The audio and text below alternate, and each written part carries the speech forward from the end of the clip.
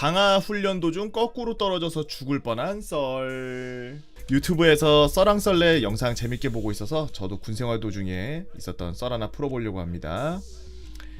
해당 본문에 등장하는 사진들은 육군 공식 블로그인 아미누리 및 전역자분들의 블로그 출처입니다.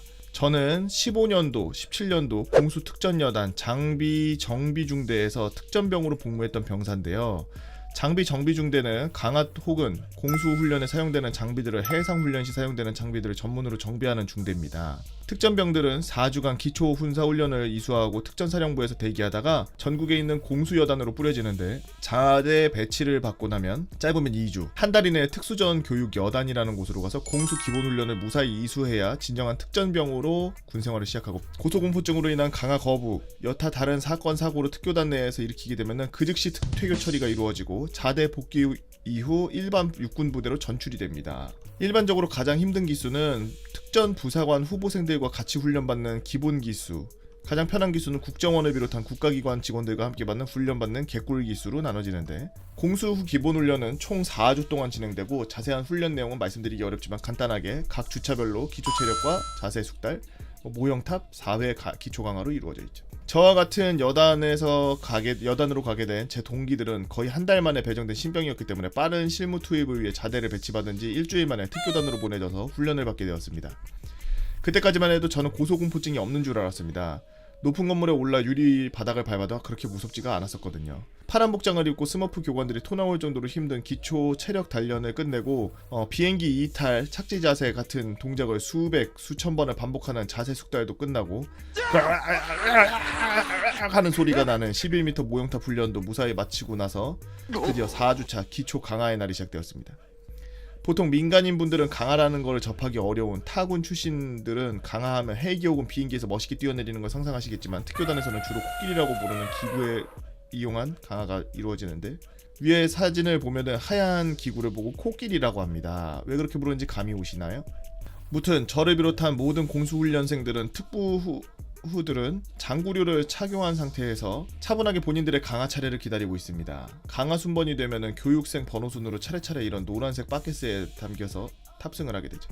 위에서 혹시나 추락하거나 그럴 수도 있으니까 교관들도 전부 다 낙하산 메고 있네. 사방에 다 뻥 뚫리다시피 한 저런 바켓을 타고 정확히 기억은 안 나지만 한 300m 정도까지 올라갑니다. 올라가는 동안 멀쩡했던 사진은 벌벌 떨리고 입은 바짝바짝 타고 땅을 보면 너무 무서울 것 같아서 고개를 치켜들고 태양만 봤습니다. 그때 깨달았죠. 나도 고소공포증이 있구나. 그래도 이미 저기까지 올라가면 고소공포증이고 나발이고 일단 뛰어야 합니다. 제가 뛰어야 다음 인원 차례도 안전하게 강할 수 있으니까요. 벌벌 떨리는 다리를 최대한 진정시키면서 교관님의 구령에 맞춰서 힘껏 뛰었다고 생각했으나, 난생 처음 고소공포증의 쓴맛을 본 저는 안전강화를 위한 기본 수칙인 최대한 멀리 도약하기를 실패했고, 등에 메고 있던 낙하산이 바켓스와 충돌하면서 몸이 한 바퀴 돌아서 거꾸로 떨어지게 됩니다.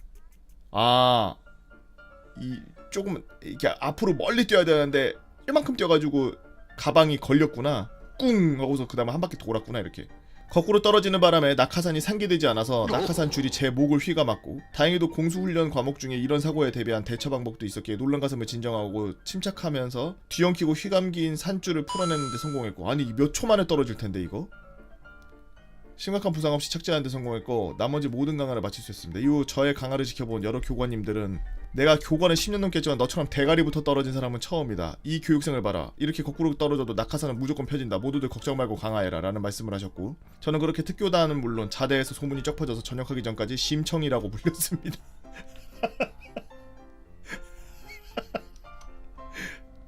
혹시 주작이냐고 생각하시는 분들 계실 수 있어서 제가 사용했던 검은 베레 모아 전역증 인증하면서 물러가겠습니다.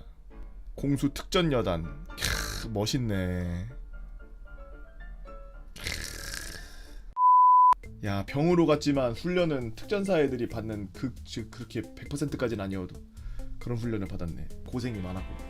저는 군대는 아니고 옛날에 학교 다닐 때 저거 한다고, 학교 다닐 때 무슨 유격 훈련 비슷한 거 그런 거 가요. MT라고. 우리는 체대는 MT를 가면은 유격 훈련을 가. 지금은 지금은 거의 없어진, 사고들이 하도 많이 터져서 많이 없어진 무슨 해병대 무슨 교육, 특수부대 교육 막 이래가지고 해병대나 특수부대 나온 사람들이 그 교육장 만들어서 거기서 막 하는 뭐 그런 데 가서 MT라고 붙이고 가가지고 거기서 훈련해요. 근데 MT를 간다 그래서 되게 설레서 갔는데 물론 뭐 다 남자밖에 없어가지고 뭐 설레고 나발이고 그런 것도 없었지만 술도 많이 먹고 그냥 놀 거라는 생각에 그냥 되게 멤버십 트레이닝 아니야. 조직사회에서 서로 커뮤니케이션하고 멤버십 트레이닝 하러 가는 건데 걔 같은 거 멤버십 트레이닝을 몸으로 할 줄 몰랐지. 거기 갔는데 이제 레펠 훈련 같은 걸 막 하는 거야. 군대도 안 갔다 왔는데 아직 군대도 안 갔는데 1학년 때 레펠 훈련을 하는 거야. 가서 거기서 그래서 레펠을 다 타는지 찾아봤더니 웬만한 애들은 레펠 안 태우고서 바닷가에서만 놀다가 들어오더라고. 왜 우리는 레펠까지 태웠나 몰라. 겁나 큰 무슨 나무하고 쇠로 만들어진 무슨 탑 같은 거 거기 꼭대기에 올라가가지고 걸어 올라가서 거기에서 몸에다가 밧줄 감아가지고 뒤에다가 이렇게 걸고 이래가지고 배때기하고 등 있는 데다가 이렇게 잡고서 이러고서 내려가는 이런 게 있어요. 나도 지금 이 글 쓰신 분처럼 고소공포증이 없을 거라고 생각했어. 나는 좀 그런 거에 대해서 무겼거든. 좀 높은 거나 이런 거에 대해서 막 짜릿짜릿하고 이런 감정은 있었어도 겁이 별로 없기 때문에 그냥 막 만약 뛰어내려야 되거나 그냥 거기서 내려가야 된다 그러면 그냥 거리낌 없이 내려가고 그냥 뛰어내리고 막 이랬었단 말이야.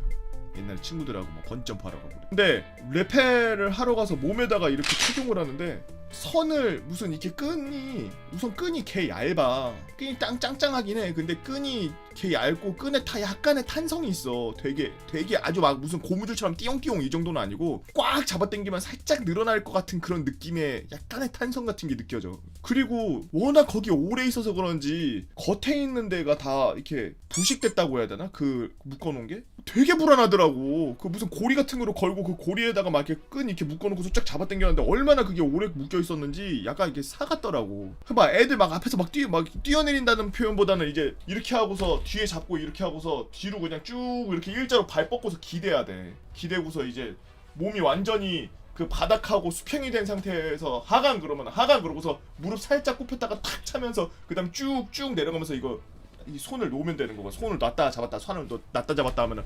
짱짱짱짱 하면서 내려간단 말이야. 이제 근데 레펠 많이 타고 경찰 훈련하고 헬기에서 막 레펠 타고 내려오는 그런 훈련하는 그런 사람들 보면은 그냥 잡고서 이러고서 쭉 하고 내려와서 탁 거의 끝에 내려왔을 때 딱 멈춘 다음에 그다음 탁 흘러버리고 탁 착지하잖아. 그렇게 하기가 쉽지가 않아. 되게 불안하고 내가 위에를 보고서 지금 내려가고 있기 때문에 밑에가 얼마나 남았는지 이렇게 보고서 해야 돼. 근데 이렇게 하면은 몸이 이렇게 막 약간 비틀비틀거려서 불안하단 말이야. 나도 겁이 없다고 생각하고서 거기 이렇게 해가지고 자 이제 뒤로 기대 그러고 뒤로 이렇게 쭉 기대는데 그 끈이 계속 생각나. 그러면서 내가 여기 이렇게 돼 있는 상태에서 이렇게 쭉 이렇게 기대면서 이게 완전히 180도까지 누워야 돼. 90도까지 누워야 돼. 내가 이 상태에서 이렇게 완전 90도까지. 그러니까 수평이 돼야 돼. 그 바닥이랑 내가 발 대고 있는 바닥이랑 발 좁히고서 이렇게 쭉 이렇게 눕는데 개 불안한 거야. 그래서 내가 혼자 지레 겁을 이런 거야 내가 혼자. 그러면서 다리가 확 구부러지는데 다리가 확 구부러지면서 발이 빠졌어. 그러고서 내 얼굴 있는데 이 발 받치고 있던 이 발 바닥 그러니까 그 이 위에 탑 바닥이 갑자기 내 얼굴 이렇게 오더라고. 휘어 이러면서 그래서 으악 이러면서 그냥 손 놔버렸어. 쫙을 힝 이러면 탁 밑에 거의 바닥 뒤 보지도 않았어. 쭉 내려올 때쯤에 으악 죽었다 싶을 때 탁 잡았는데 띠용 하면서 딱 보니까 바로 밑이라. 근데 사람들이 박수 치더라고. 한 번에 그렇게 내려온 사람 오랜만에 봤다 그러면서 막 교관들 막 박수 쳐. 잘했어. 한 번에 그렇게 내려오는 거야 원래는. 죽을 뻔. 면상 그냥 거기 쇠떼기 아시바에다가 그냥 얼굴 갈아버릴 뻔했는데 지금 만약에 그때 갈았으면 이 방송 못해 이렇게 돼 있어가지고 지금. 그때 안 지렸냐고? 지리진 않았어요. 높이가 근데 좀 높아. 내 기억으로 10m? 10m는 넘었던 것 같아. 10m 조금 넘는 것 같던데. 수술해서 더 잘생겨졌을지도 모른다고? 진짜 씨. 그때는 2010년도 가을쯤 전방소대에서 우리 통신소대로 오는 친구 HD가 있다고 들었습니다. 제 마투임으로 온다고 하더라고요. 이 친구는 10년도 3월 군번이었죠. HD라는 친구에 대해 대략 설명을 하자면 전방에 있다가 공황장애 같은 걸로 포반으로 발령됐는데 선임들과의 마찰 발생으로 인한 아웃. 그 다음에 중대 본부, 취사병, 군견병 등이 있는 곳으로 발령됐는데 취사병으로 발령받았다가 또 뭐가 문제가 됐는지 또 아웃. 그래서 대대 내에서 가장 분위기 좋다고 소문난 동시에 개 빠졌다고 소문난 우리 소대로 발령. 이미 앞에 소문이 다 나있던 터라 원래 마투님들도 본인들 위로 한 명이 더 생기는 게 짜증나는데 소문도 안 좋으니 굉장히 걱정하고 본인도 마투임으로 골치 아픈 친구가 오는 것 같아서 어떻게 대해야 될지 고민하고 있을 때였습니다. 처음에 본좌의 자리인 CP병으로 발령이 날 것처럼 얘기가 나오더니 폐쇄공포증 및 공황장애 등으로 전산병으로 보직이 변경됨. 비록 HD와 저는 동갑이었지만 동생처럼 잘 챙겨주라는 중소대장님의 고참들의 명령에 싸지방, 노래방, 당구장, PX를 항상 데리고 다니며 HD의 스트레스 조절병이 되었습니다. 그렇게 생활하던 중에 얼마 후 전방에서 우리 소대로 누가 또 온다길래 이번엔 또 누구냐 했더니 10년도 1월 군번이 작전하다가 무릎이 나가서 대대장님 CP병으로 오게 됐답니다. 그 덕에 우리 소대는 짬통 소대라는 칭호를 얻고 CP방에서 방출당한 뒤 불침번과 위병소, 검문소 등을 쓰게 되었죠. HD와도 같이 근무 나갈 때가 많았는데 처음에는 좀 걱정을 많이 했는데 지속적으로 얘기하고 지내다 보니 걱정했던 것보다는 괜찮은 친구인 것 같아서 이런저런 얘기를 많이 했습니다. 그러다가 게임 얘기가 나왔어요. 너도 그 게임 하냐? 뭐 했냐? 나도 했었다 막 등등요. 그러면서 아스가르드라는 게임 관련 노가리를 까던 와중에 오바마 장병님, 제가 통신대에서 게임하게 해드립니까? 응? 어떻게? 진짜 아니 농담 아니고 하고 싶으면 하게 해드리겠습니다. 그래? 그래 하자. 제가 내일부터 작업해서 다 되면은 알려드리겠습니다. 그래 알았어 라고 말하면서도 공감대가 약간 형성돼서 신나서 그냥 들떠가지고 하는 말인 줄 알았고 거기에 플러스로 이 자식 이거 진짜로 되게 하는 거 아니야 라는 희망을 품고 있었습니다. 근무를 마친 뒤 게임하게 해주겠다는 말은 당연히 별 신경도 안 썼으니 까먹고 있다가 며칠이 지났죠. 평일이었습니다. 놀고 있었나 뭐 하고 있었나 하여튼 그랬는데 갑자기 HD가 오더니 오바마 선배님 한번 잠깐 내려와 보십시오 해서 아무 생각도 없이 쫄래쫄래 따라서 내려갔습니다. 군 틀 안에서는 볼 수 없는 바탕화면에 아스가르드 로그인 창이 떠있는 겁니다. 진짜 해버릴 줄은 몰랐어서 개깜짝 놀래가지고 어버버거리고서 있는데 대략 설명을 들으니 대대에서 유일하게 인터넷이 되는 게 대대장 컴퓨터인데 대대장이 IP를 어떻게 따서 뭐 어쩌고 저쩌고 아무튼 풀린 군번이라 위로 고참도 몇 명 안 남았고 그나마 있던 사람들도 거의 다 말년이라 휴가 가기 바빴어서 우리의 시대가 시작되었죠. 처음에는 컴퓨터 한 대로 시작해서 갑자기 쓰지도 않던 구 교환돼 있던 컴퓨터까지 살려내서 총 3대가 인터넷 가능한 PC가 됐습니다. 그렇게 HD와 주말 등 아스가르드 군생활도 하면서 지냈는데 HD가 전산병 사수한테 얘기를 한 겁니다. 처음에는 HD한테 너 미쳤냐? 이런 짓을 왜 해? 이러면서 뭐라고 하더니 근데 니네 와우는 해봤냐? 하면서 JK 형도 이게 진짜 이러면 안 되는데 하면서 같이 근무 나가거나 평소에 얘기할 때도 계속 와우 3개간 말해주고 코드를 위하여 이딴 말을 하고 막 얼라를 다 죽여야 된다느니 많이 막 무슨 말인지도 모르겠지만 인던이 어쩌고 레이드가 어쩌고 얘기를 들을수록 빨리 해보고 싶은 겁니다. 그렇게 와우 뽐뿌가 극에 달하고 아스가르드는 이미 잊혀진 상태로 어떻게 결제했는지 기억은 잘 안 나는데 30시간 쿠폰을 결제해가며 노르간론에서 성기사를 키우기 시작했습니다. 와우는 입대 전에 유료인데다가 너무 어려울 것 같아서 게임방에서 구경만 해본 게임이었는데 군대에서 와우를 해볼 줄이야. 간부들도 자주 들락날락거리고 다른 사람들도 왔다 갔다 거리는데 어떻게 안 걸렸냐? 바로 뒤통수 조심해 라는 프로그램이 있더라고요. 게임을 존내게 하다가 F2 누르면은 바로 바탕화면으로 바뀌는, 물론 인던이나 레이드 돌다가 그러면은 그 판은 망하겠지만 군생활 망하는 것보다 확실한 보험이었죠. HD가 컴퓨터 뚫어주기 전에는 주말에 항상 내기당구, 탁구, 축구, 노래방 고정이었는데 근 몇 주간 싹 다 때려치우고 그때 당시 기타 연습도 병행했던 터라 주말 되면 꼭 기타를 들고 통신대로 내려가서 기타 연습하는 척하고 기타 옆에 두고서 게임을 했습니다. 어느 날 항시 신경을 곤두세우고서 사냥을 하던 도중에 통신대 문이 팔칵 하고 열리더니 당직사령이 들어오는 겁니다. 진짜 개깜짝 놀래가지고 하나님 형수님 다 찾으면서 F2 누르고 태연하게 폴링 슬로울리 연습하는 척 하니까 너 요즘 뭐하냐? 기타 연습하고 있었습니다. 그러더니 모니터 한번 쓱 보고 소대장 어디 갔냐? 라고 쳤더니 없으니까 그냥 가더라고요. 그런데 얼마 후 갑자기 기무대에서 보안 점검 그런 게 나온다는 겁니다. 이런 청천벽력 같은 소리에 개쫄아가지고 HD한테 야 어떻게 우리 IP 딴 거 걸린 거 아니야? 엿된 거 아니야? 라고 물어보니 평온하게 웃으면서 괜찮습니다. 이런 거 대비 안 해놨겠습니까? 하는데 하긴 이 똑똑한 놈이 대비책도 안 세웠을 리 없지 하며 믿음이 가면서도 한편으로는 겁나게 불안했습니다. 그렇게 기무대 방문 당일 통신대에는 총 서버를 관리하는 서버 컴퓨터가 있었는데 기무대 병사인지 간문지 모를 군인 하나가 서버 컴퓨터에다가 USB 같은 거 꼽더니 모니터 화면에 매트릭스 코드 마냥 뭐가 쭈르르르 뜨는데 뭘 보고 있는 건지는 모르겠지만 키보드도 타다타다타닥 쳐가면서 뭘 보는데 본인의 HD랑은 뒤에서 힐끔힐끔 쳐다보면서 야 진짜 괜찮은 거 맞지? 기록 다 나오는 거 아니야? 아니 절대 안 걸립니다. 걱정하지 마세요. 내가 쟤네 위에 있습니다. 쟤네 절대 못 잡습니다. 그렇게 당당하게 얘기하더만 진짜로 아무것도 안 나왔습니다. 이때를 기점으로 아마 얼마 후 같이 게임하던 JK 형은 전역을 하고 혼자 게임하기도 재미없고 하던 찰나에 제 계정에 해킹까지 당해주는 바람에 골드 얼마 있지도 않았는데 흥미도 떨어져서 골드도 다 털린 덕에 게임은 자연스럽게 접게 됐고 이거 내가 봤을 때 JK 형이 해킹한 거야. 전역하고 집에서 해킹한 거야 이거 내가 봤을 때. IP 갖다 쓰고 한 거 어떻게 조치한 건지는 모르겠는데 게임 플러스 인터넷용 하드랑 내부 인트라넷 하드를 다 따로 써서 기록이 안 남았다는 HD의 마이스.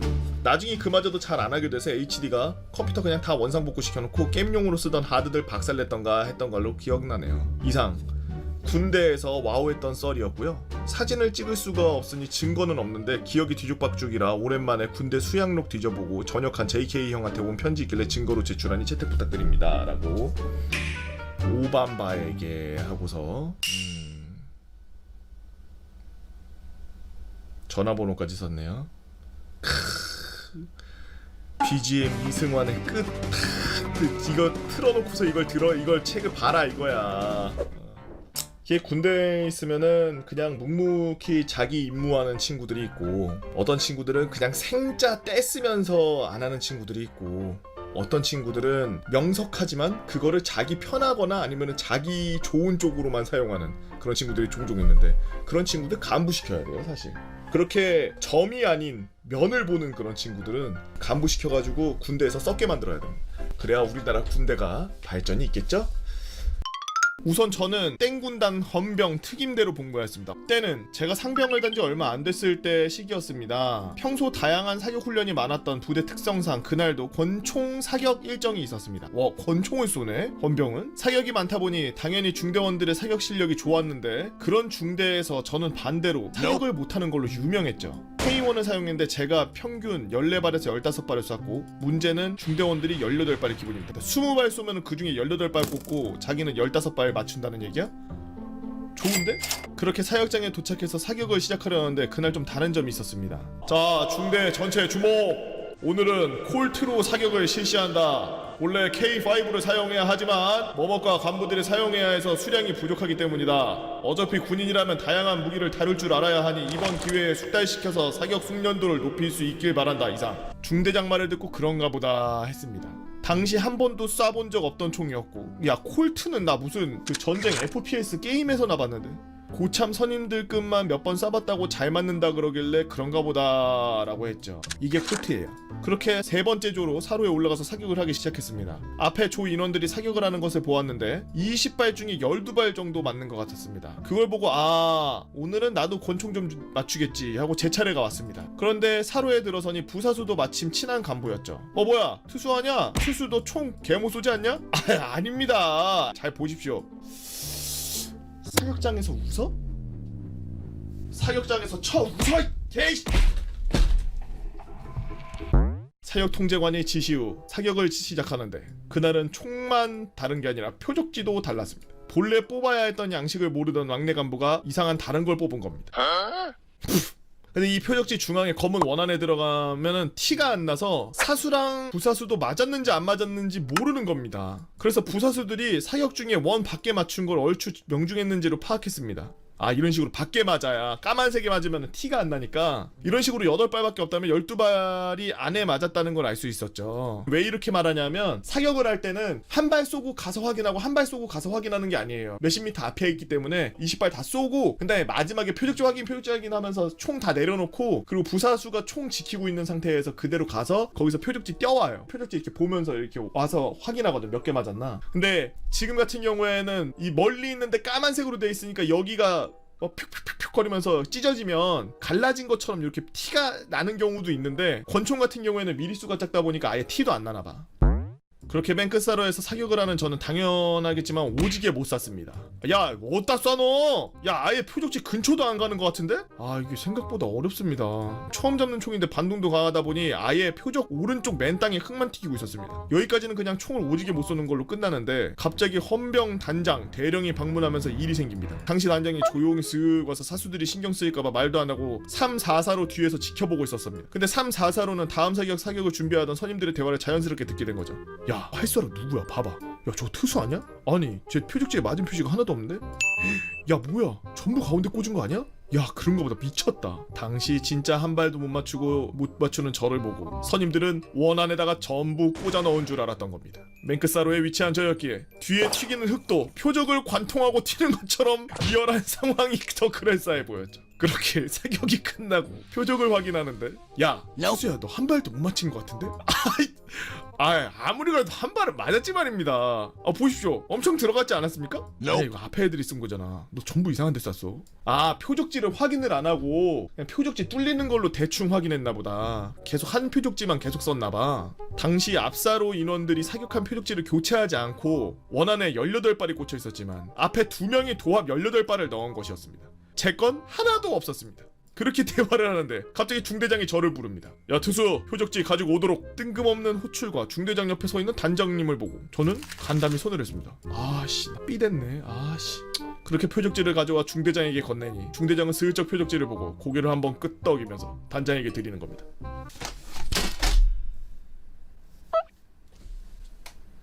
자, 용사들 주목! 내가 군 생활을 하면서 권총을 잘 쏘는 간부는 많이 봤지만 용사는 처음이다. 보니까 전체적으로 다들 사격 실력들이 아주 출중하던데 사격 실력은 군인의 기본이다. 사격이야말로 그렇게 저의 사격 실력과 중대원들의 기강 및 사격 실력이 훌륭하다며 극찬을 아끼지 않던 단장의 말에 중대장과 행보관의 어깨는 이미 날개로 진화했습니다.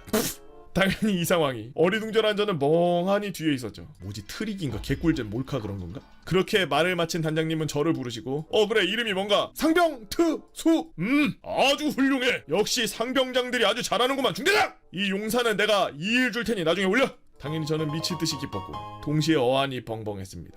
그렇게 단장님이 돌아가고 사로에 데려와 중대장들의 주목이 한눈에 받은 저는 시간이 지나고 나서 그제의 상황을 파악했죠. 당연히 중대장들도 상황을 이해하고 박장대소 했습니다. 야, 미쳤다 이 새끼. 아까 쏜 거 한 발도 안 맞은 거였대. 그럼 저 표적은 저거 앞에 누구누구랑 누구누구가 쏜 건데 특수상병이 쏜 걸로 안 거랍니다. 그렇게 사격 0발로 이틀 휴가를 받은 저는 중대의 전설이 되었고 이 사실을 알게 된 중대장님과 행보관님이었지만 이미 단장님의 극찬과 그제 와서 한 발도 못 맞췄다고 말할 수 없는 상황이기 때문에 조용히 넘어갔습니다. 전역할 때까지 사격만 하러 가면 중대에서 제 일화가 나왔죠. 은인이 되었던 앞 사수들에게 냉동을 뿌렸습니다. 군대에서 제일 재밌는 게 사격이지. 나는 사격을 제일 좋아했어. 진짜 나는 사격의 그 총을 쏘는 그 시원함도 있지만 총을 딱 쏘면 팡팡팡 나가는데 나가서 목표물 뒤에 흙먼지가 이렇게 튈 때 뭔가 내가 발사하고 있다는 그 생각 때문에 되게 흥분도 되는데 사람을 더 미치게 하는 건 매캐한 그 탄내 냄새가 있어요. 그 탄 뒤에 화약이 터지고 난 다음에 그 탄내가 팍 하고 튀어서 코로 싹 들어오거든? 근데 그 냄새가 냄새가 진짜 좋아. 향수로 팔았으면 좋겠어. 화약 냄새를 진짜. 화약 냄새가 너무 좋아. 총을 쏘지 않고서는 맡기 힘든 냄새야. 무슨 화약이나 뭐 이런 거 갖고 놀고서 타는 그런 냄새랑은 조금은 달라요. 그래서 저는 총 쏠 때 그 냄새나 향 때문에 총 쏘는 걸 굉장히 좋아했던 것도 있어요. 내가 예비군 훈련 마지막 때 내가 진짜 이번에 내가 평생 동안 총 마지막으로 쏘는 거잖아. 예비군 훈련 마지막 날 쏘는 총이 내 평생 동안 전쟁이 나지 않으면 쏘지 않는단 말이야. 내가 진짜 돈 주고서 어디 사격장 가서 뭐 5만원에 10발 주고서 뭐 쏘고 7만원에 10발 주고 쏘고 막 이러는 뭐 콜트 쏘고 이런 거랑은 차원이 달라. 그냥 이만한 K2나 그런 걸로 갖다 쏘는 느낌이 달라, 소총은. 그래서 총 쏘고 그러는 거에 굉장히 그게 있었는데 난 예비군 마지막에 저걸 못했어. 총을 못 쐈어. 나는 예비군 가는 거 단 하나였거든. 그거 하나. 동원훈련 가서 훈련 받는 이유가 단 하나였어. 총 쏘기 때문에. 근데 총을 마지막 날에 쏴야 되는데 총을 못 쏜다는 거야, 공사에서. 와, 나중에 올 걸 싶더라고. 그리고 총소리가 우리가 영화나 그런 데서 본 것처럼 막 두두두두두 다다다다다다다 막 이런 묵직한 소리가 안 나고 귀를 째지게 하는 땅땅 막 이런 소리가 나요. 티용 티용 티용. 되게 얇고 뾰족한 음이 나. 근데 신기한 거는 귀마개를 이렇게 하고서 총을 쏘잖아. 그러면 옆에 있는 사람들이 말하는 거 제외하고 저 뒤에서 막 얘기하고 막 이런 거 잘 안 들려야 되거든? 다 들린다. 긴장을 해서 그런가? 귀마개를 하고 총을 쏘거든? 귀 이명 때문에 귀 나가니까?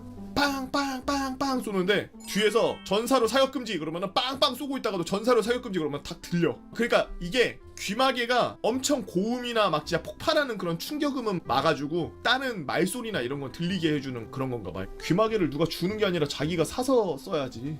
나는 군생활하면서 귀마개 다 사서 썼는데? 준수한 외모와 나름 해외파라고 소총수로 갔다가 뽑혀서 장군 CP병으로 들어가서 미친듯이 꿀빠는 군생활을 하다가 기무사에서 점검 나온다고 해가지고 모든 사령부의 부서실과 미신, 보안교육과 자료정리들을 하고 있을 때 비서실 근무병들이 사수 대대로 내려오던 3년치 맥심을 숨겨둬야 되는 막중한 임무를 맡게 되었습니다. 와, 3년치 맥심이면 맥심이 한 요만하니까 3년 치면은 12권씩. 야, 씨. 2박스? 산꺽대까지 막내로 꼬인 군번인 저는 1병 6호봉 짬찌끄레기였는데 평일 오후에 부사령관님도 현장지도 나가서 할 것도 없던 저는 청소와 맥심 숨기기를 하고 있었습니다. 야, 씨 얼마나 꿀이야. 청소하고 맥심 숨기기가 하루 일과야. 때마침 복도를 걸어오며 저를 부르는 비서실장의 호출로 인해 들고 있던 맥심을 어찌어찌하다가 급한 대로 부사령관실 침대 밑에 숨기고 심부름을 하고 왔습니다. 그날 오후 현장 지도를 갔다 온 후 구보라고 부르고 킬로미터 마라톤을 매일같이 하던 부사령관님은 운동하러 가자면 나간다 내일 보자라고 하시며 퇴근하시고 부사령관실 청소를 하러 들어간 저는 깜짝 놀라며 온몸으로 식은땀을 흘렸는데 그 이유는 아까 숨긴 맥심을 심부름하느라 까먹고 가지고 나오지 않고 침대 밑에 그대로 두고 나왔으며 운동 나가느라 침대에 앉아서 신발을 갈아 신던 중 맥심을 발견하셨던지 그날 넣어드린 비대면 서류들과 우편들 위에 살포시 올려져 있는 맥심 잡지. 수십 분간 제자리에 서서 식은땀만 흘리고 있는데 비서실 선임이 왜 부사령관님 가셨는데 안 나오고 뭐해? 라고 말하면서 들어온 순간 식은땀 흘리고 있는 저를 보고 걱정하며 이유를 물어보고 이유를 말하니 선임 왈. 넌 뒤졌다 이제. 부사령관님이 저를 많이 이뻐하시고 병사들을 좋아하시는 스타일이 아니었다면 저는 영창을 갔다 왔겠죠. 당시 걸렸던 맥심 잡지는 무려 가수 나비님의 잡지며 저의 최애편입니다.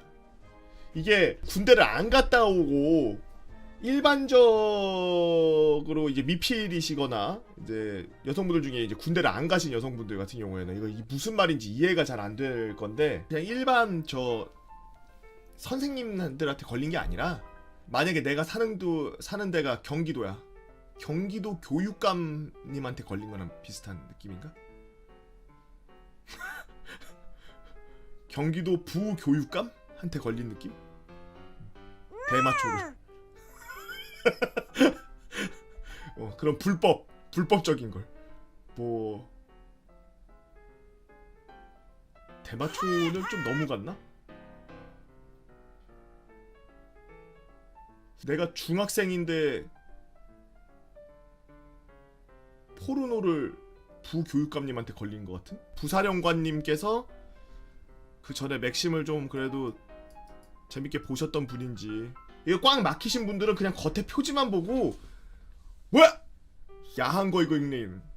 안에 보면은 요즘 패션 어떻게 입어야 되는지 뭐 그런 거 저런 거 할 때 매너를 어떻게 갖춰야 되는지 분위기를 어떻게 잡아줘야 되는지 막 남자 인터뷰한 거 여자 인터뷰한 거 이런 거 보면서 남자랑 여자랑 생각은 어떻게 다른지 어떤 걸 공유하고 있는지 어떤 게 공감하는지 막 이런 것들 엄청 많거든. 맥심 보면은 정보가 되게 많아. 제가 봤을 때는 부사령관님이 처음에는 움찔했을 거야. 이 녀석이 내가 그래도 예뻐했었는데 안돼 영창 보내야 되겠어. 이거 무슨 책이지? 이렇게 넘겼는데 안에 보니까 뽀뽀할 때 뭐 무드 잡는 방법 막 이런 거 있으니까 이 녀석이 평생 못할 텐데 이런 거라도 봐야지. 그래 이번에 봐주자. 이번에 내가 봐준다. 그러면서 약간 아버지의 마음 같은 느낌으로 내가 이런 걸 찾아냈다. 그런 느낌으로 탁 올려놓고서 한 봐라. 약간 이런 느낌으로 딱 해놓으신 거지. 군대에서는 책이나 뭐 CD나 테이프나 뭐 이런 것들 저장 매체나 이런 것들을 웬만하면 허가를 안 해줘요. 그 잘못하면은 기밀이나 정보 같은 게 밖으로 새 수가 있기 때문에 그런 저장 매체라든지 아니면은 뭐 서적이나 이런 것들에 전부 도장을 찍어야 돼요. 검사하면. 근데 맥심이나 저런 건 분명 커피 맥심 이만한 박스 그거 한 300개 들어있는 거 그런 거요. 뒤에다가 안쪽에다 이렇게 숨겨놓고 들어온다든지 뭐 몸에다가 두르고 들어온다든지 뭐 그런 방법으로 갖고 들어왔을 텐데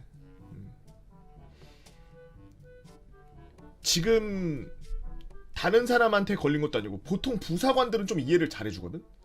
병사 생활하다가 부사관 된 사람들도 많고 그리고 병사들이랑 장교보다는 더 가까이 지내기 때문에 부사관들은 저런 거 많이 이해해줘요. 야 재밌냐? 그러면서 야 나 좀 빌려줘 막 이러고서 빌려가고 막 안 가져오고 막 이래. 그 뺏긴 거야. 근데 그냥 그러고 말아야 돼. 거기서 왜 안 돌려주십니까? 이러면 이제 거기서 사단이 나는 거야. 그 간부긴 간부니까. 근데 부사관들한테 걸리면 괜찮은데 장교들한테 걸리면은 약간 이게 골치 아파요. 장교들 중에서도 소대장까지는 괜찮아요.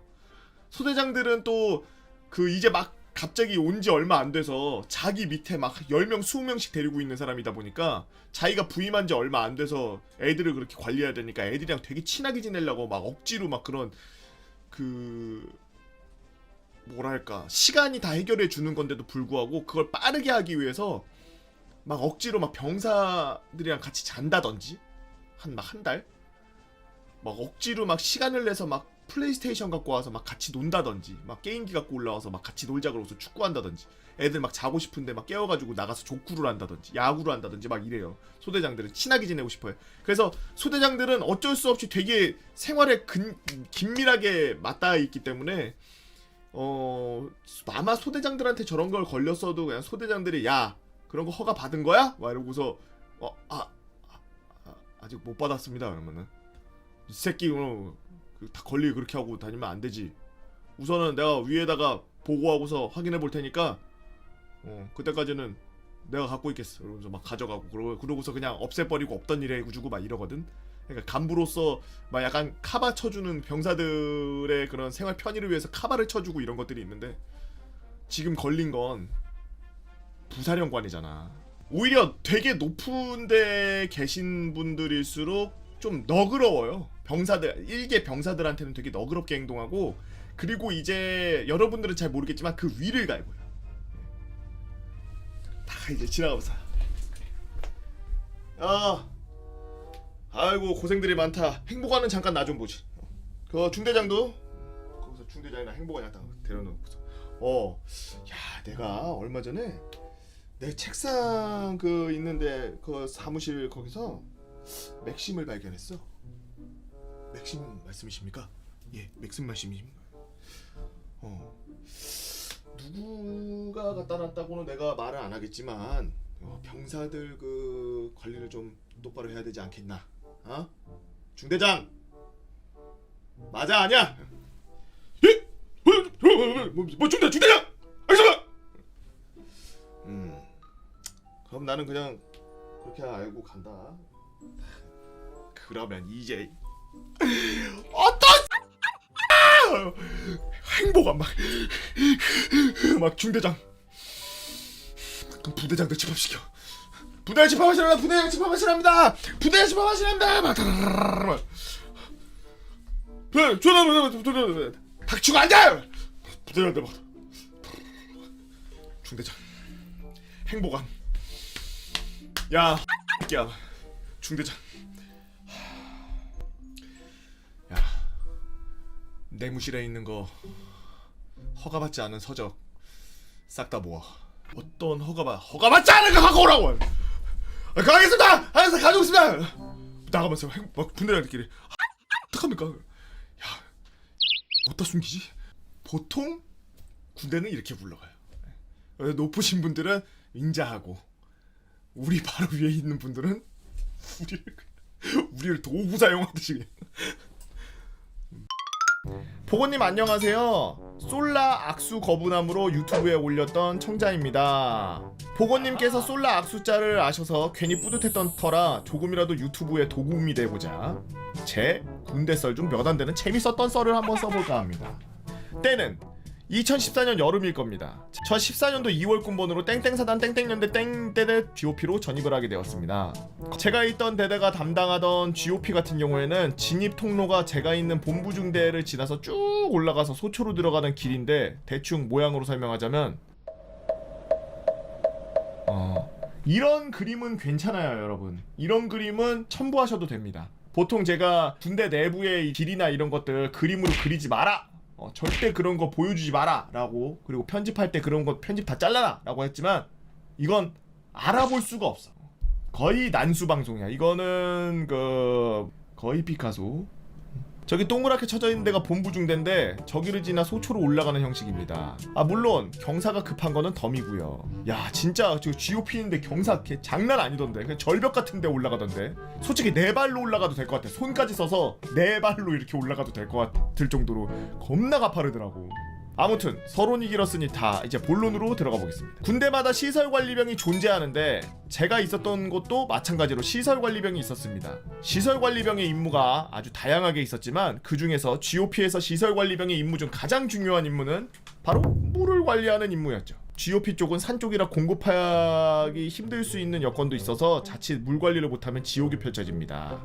이거는 얼마 전에 올라온 그 오폐수 처리장 썰 그거 보시면 얼마나 지옥인지 아실 수 있을 겁니다. 요거랑 좀 썰이 조금 이어지네요. 예. 시설관리병인데 오폐수 처리하다가 실제 똥 먹은 썰이 있는데 여튼 특히 저희 본부중대 같은 경우에는 본부중대가 쓰는 물탱크 플러스 GOP 소초 쪽으로 올리는 물탱크까지 관리를 다 했어야 됐죠. 아무튼 그래서 물탱크를 확인을 위해서 올라가는 길에 아침에 한 번 저녁에 한 번 가야 되는데 저녁에는 대대 회의 때문에 올라가는 차량을 얻어타서 물탱크 잠시를 내려 확인하는 그런 방식으로 하지만 아침에는 점호를 마치고 난 뒤 시설관리병이 전우조를 짜가지고 물탱크를 향해 걸어 올라가곤 했습니다. 그러니까 쉽게 말하자면 대대 회의할 때 차 타고 올라가서 물탱크 한번 확인하고 저녁은 낮에는 그냥 전우조 짜가지고 걸어 올라간대. 여느 때와 마찬가지로 아침이 밝았던 그날 시설관리병이었던 사람이 제 선임입니다. 저를 데리고 같이 물탱크를 향해 올라가기 시작했죠. 여름이라 그런지 가는 길목은 더웠고 가는 길 옆에 밭이나 영농인분들이 밭을 관리하는 걸 보면서 선임분과 이야기를 하며 아스팔트 길을 지나 비포장된 도로로 올라가면서 등산하는 것처럼 서서히 올라가고 있었어요. 물탱크가 있는 지점까지 올라오고 선임분의 지령에 저는 물탱크 수량을 확인하고 기계를 켜서 소초에 물을 옮겨지게 한 뒤 물탱크 지점에서 휴식을 취하고 있었죠. 어느 정도 휴식을 취한 뒤에 선임이 이제 내려가자 라고 해서 군말 없이 선임과 내려가고 있었습니다. 근데 무슨 소리가 들리는 겁니다. 차가 움직이는 소리가 납니다. 저와 선임은 소초 쪽에서 내려오는 차량의 소리를 들었습니다. 아시다시피 조용한 곳 특히나 산길에서 차를 타면은 생각 이상으로 소리가 큰데 레토나라기보다는 소리가 좀 애매한 GOP 보소공사하러 온 사람들 소린가? 라고 하면서 뒤를 돌아봤는데 따란 그렇습니다. 코란도 차량이 뒤에 있었습니다. 못해도 GOP에서는 대대장급 이상만 타는 바로 그 코란도였습니다. 대대장님이 있는 대대 소초가 저희가 걷는 길목 쪽 소초에 있어서 대대장님인 줄 알았습니다. 그래서 차량에 적힌 숫자를 확인했는데 딱 한 가지 숫자만 적혀 있는 겁니다. 대략 어떤 숫자인지 아시겠죠? 1이야. 그 차량은 바로 저희 연대장님의 차량이었습니다. 출발할 때 상황병이나 위병소 근무자에게서 아무 얘기도 못 들었는데 갑작스럽게 연대장님의 등장에 등골이 바짝 서더니 경직된 자세로 경례를 박았습니다. 그리고 서서히 속도를 줄이면서 저희 앞에 서는 대대장님의 차량, 저희는 큰 목소리로 이러고 경례를 하자 창문을 내리면서 연대장님이 인사를 받아주었죠. 고생이 많다. 지금 어디 가냐? 지금 시설 확인하고 내려가는 길입니다. 본부중대 소속인 것 같은데 차에 타라. 데려다 줄 테니까. 그 말에 선임과 저는 엄청난 행운을 받은 것처럼 표정을 지으면서 감사합니다 이러면서 연대장님의 차량에 탑승했죠. 저는 괜히 연대장님의 차량에 흠집이라도 날까봐 살살 닦기까지 했습니다. 평소에도 차량 타고 올라가고 내려가면 좋을 텐데 라고 생각했지만 뜻밖의 얻어 탄 차량이 연대장님의 차량이라 타고 내려오면서 저는 혹시나 땀이 연대장님의 차량에 스밀까봐 시트에서 약간 등을 떼면서 탔죠. 연대장님 GOP에서 아주 고생이 많아. 앞으로도 잘 부탁한다 라고 말씀하시면서 차량에 있던 간식을 선임과 저에게 주었습니다. 그때 주셨던 자유시간이 그렇게 맛있을 수가 없었네요. 감사합니다. 그리고 여느덧 중대 앞까지 내려왔고 연대장님이 막사안까지 들어가 주셨습니다. 이렇게까지는 안 하셔도 되는데 이렇게까지는 안 들어가셔도 되는데 여기까지는 아닌데 이건 아닌데 연대장님의 때 아닌 등장에 본부 중대장님 포함 간부들이 막사 앞까지 뛰쳐나와서 저희는 간부들님들 보는 앞에서 연대장님 차에서 내렸죠. 연대장님은 중대장에게 중대장 수고한다 라고 말한 뒤 유유유용소 밖으로 나가셨습니다. 중대장님은 저희를 보고 웃으면서 야 너희는 GOP에서 모범 택시를 타고 내려오냐? 고생했다 들어가라 라고 말씀하신 뒤 다시 업무를 보러 가셨죠. 뜻밖의 모범 택시로 인해 몇 시간 동안 연대장님 이야기를 하면서 그날 하루를 보냈습니다. 제가 군생활하면서 일반 택시인 레토나나 이걸 택시 GOP에서는 택시라고 부르나 보네요. 제가 군생활하면서 일반 택시인 레토나나 버스인 60은 타봤지만 모범 택시 그 자체인 코란도의 느낌은 아직도 잊을 수가 없네요. 그렇게 포근했던 차량은 처음이었습니다. 이상 긴 글 마치겠습니다. 만약 이 글이 유튜브에 올라가게 되면 전에 썼다가 묻힌 빼바로 내려와서 첫 훈련 도중에 중대장이 텐트 짓다가 글 쓰니 타짜 아귀 만들 뻔한 썰 그리고 솔라 악수 거부남이 알려주는 마음은 팬사인회 팬미팅 1화를 올리겠습니다. 그럼 모두 다들 수고하시고 꼭 유튜브에 올라가고 싶어요 라고 스키테일러님이 써주신 GOP에서 모범 택시 타고서 집에 온 썰. 실제로 되게 높은 장교들 보면은 몸이 굳어요. 저도 훈련소에 있을 때 뭐 항상 말씀드려서 진짜 참 송구스러운데 지금 뭐 썰을 또 제가 좀 풀어드려야 되니까 훈련소에서 또 1등 했잖아요. 최우수 훈련병 투스타 표창을 받았거든요. 그 표창 받기 위해서 받는 거 제식도 연습을 해요. 상 받을 때 제식 연습을 해요. 옆에 총 이렇게 들고 있잖아. 세호총하고 있잖아. 세호총하고 있다가 자 상장 받을 상 받는 인원들 앞으로 구령대 위로 올라와 막 이러거든. 앞에 있다가 내가 내려 총 총을 이렇게 들고 있다가 이 상태에서 그 런지 자세를 취하면서 이러면서 내려. 총을 이렇게 들고 있다가 런지 상태로 이렇게 총을 그냥 바닥에 버려. 그리고 일어나서 그대로 뛰어! 한 다음에 그대로 카! 해가지고 뛰어서 가야 돼. 뛰어! 이러고 가야 돼. 빨리 가야 돼. 구령대까지. 실제로 그런 다음에 그 위에 그 장교들 이렇게 보잖아요? 와, 내 그때 모자를 2등병 그 빵 모자를 여기 눈썹 있는데 여기까지 내렸었는데 눈 안 보이게 해야 된다 그래서 계급도 안 보여. 모자 이렇게 쓰고 그냥 그 사람 요 턱 밑에 여기만 보여. 완전 몇월 며칠 소장 그러면은 나한테 상장을 줘. 수고했다. 탁 줘 나한테. 그러면 나 어떻게 받아야 되냐면 착착착착착착 감사합니다. 손도 이거 흔들지 말라 그래. 그냥 자연스럽게 손만 이렇게 쥐는 척만 하라 그래. 쥐고서 착착 뒤로 이렇게 돌아가. 탁탁탁탁탁탁 그러고 난 뛰어내려가. 근데 실제로 그냥 그렇게 앞에 대면하는 것도 이렇게 확 쫄리는데 연대장이랑 차같이 타고서 연대장이 야 간식 먹어라 이러면서 막 주고 막 이러면은 동네 아저씨처럼 이러면은 개 쫄리지. 이러고 타지 이러고.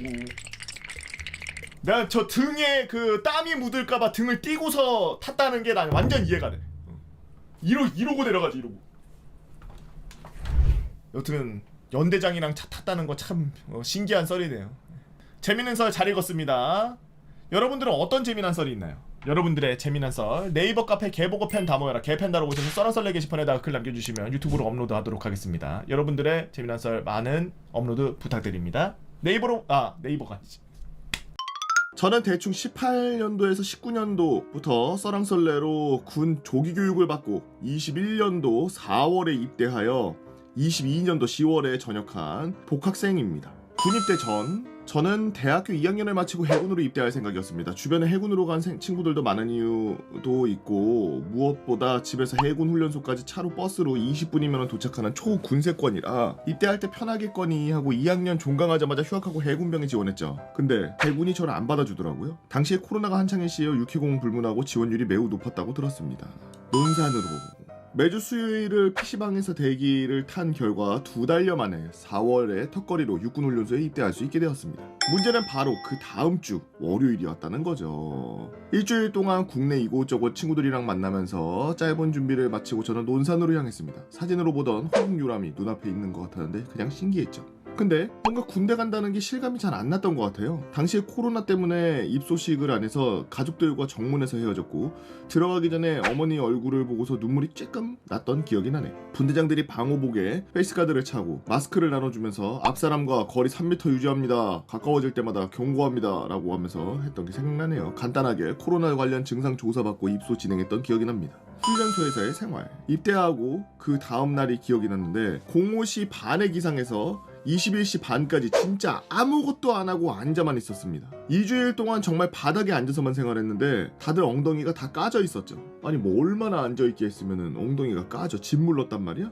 그럼 엎드려 있기도 해주고 좀 그러지 좀. 식사 관련해서는 제가 입대하고 사흘인가 나흘 뒤에 군대 부실급식 이슈가 한번 탔습니다. 나중에 격리 해제되고 식당에서 밥을 먹을 때 메인 반찬들을 분대장들이 직접 반찬에 저울로 재서 배식을 하더라고요. 식사 수준은 솔직히 부족하지는 않았습니다. 단체 취사에서 나올 수 있는 최대한의 정성이 느껴졌죠. 토요일에는 영화를 한 편씩 틀어줬어요. TV 시청이 자유롭고 그런 건 아니고 중앙에서 통제하는 교육용 PC로 각 생활관 모니터에 틀어주는 방식이었습니다. 인천 상륙작전이나 남한산성 같은 걸 보았던 기억이 있네요. 물론 흡연은 아직 불가했습니다. 풀어준다는 소리도 있었지만 논산 클럽은 아직 건재했습니다. 기초 군사훈련. 훈련 자체에 가라가 너무 많습니다. 우선 2주 동안 격리하다 보니 기본적인 제식 훈련이 안 돼 있는 상태로 총기 및 수류탄 훈련을 나가게 되는데 앞에 총, 어깨 총, 우로, 허리 총 같은 사격 훈련에 필요한 총기 제식만을 사격장에서 가라로 배웠죠. 견착 자세나 총기 파지법 같은 기초적인 사격수를 전혀 가르쳐주지 않았습니다. 개머리판을 우측 어깨에 견착하고 광대에 갖다 대라는 등의 총기 사격수를요? 다른 건 몰라도 총 쏘는 거는 훈련소에서 가르쳐주고 내보내야지. 다들 서든어택이나 배틀그라운드 한 번쯤 해봐서 별 문제는 없었던 것 같아요. 장난쳐? 그리고 배그 얘기가 나와서 그런데 배그 게임입니다. 배틀그라운드라고 게임. 수류탄 주차 전날에 시청각 자료로 배틀그라운드에서 수류탄 던지는 영상 구해와서 틀어주는데 1, 2초 잠깐 지나간 게 아니라 자세라던가 교육 자체를 아예 배틀그라운드로 하더라고요. 이건 좀 대단했습니다. 훈련병들의 흥미를 끌기에는 충분했습니다. 약간 앞에 나와서 조교나 교관이 막 하나 둘 막 이러고 있는 것보다는 요즘 친구들은 게임들을 좋아하니까 게임에 나오는 화면을 보여주면서 여기서 보면은 수류탄을 던지기 전에 손을 앞으로 뻗고 멀리 파지하고 던진다 뭐 이런 식으로 그런 자세들을 하나하나 분해해서 보여줬나 보네요. 글쎄 정확한 자세가 맞나? 배그가 그렇게 고증을 잘했단 말이야? 수류탄은 연습용 수류탄만 던지고 세열 수류탄은 잘 던지는 40명 정도만 뽑아서 진행했습니다.